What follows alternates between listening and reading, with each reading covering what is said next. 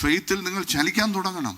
റോമർക്ക് എഴുതിയ ലേഖനം 4-ാം അധ്യായം. വിശ്വാസത്താൽ ശക്തിപ്പെട്ടു. നീ ശക്തിപ്പെടേണ്ടത് ഹല്ലേലൂയ നിന്റെ മസിലിൽ അല്ല ശക്തിപ്പെടേണ്ടത്, നിന്റെ അകത്ത് ശക്തിപ്പെടണം. ഇത് ഞങ്ങൾക്ക് ഭയങ്കര ക്ഷീണം, ശരീര ക്ഷീണമെല്ലാം ഭയങ്കരമായിട്ട് വരും. എന്ന് പറഞ്ഞാൽ സെറ്റായി കിടക്കുന്നതെല്ലാം വേറെയാ.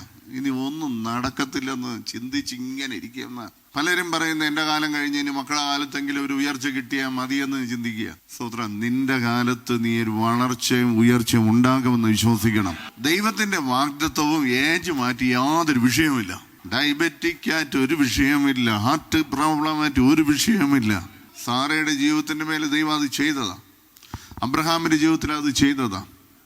വാഗ്ദത്തത്തിന് വേണ്ടി നിന്നെ ദൈവം വീണ്ടും ശക്തിപ്പെടുത്തും.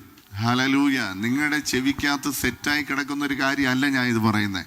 നീ ശരിയായ കാര്യം നടക്കുമെന്ന് പറയുന്ന ഒരു മെസ്സേജ് അല്ല ഞാൻ പറഞ്ഞ്.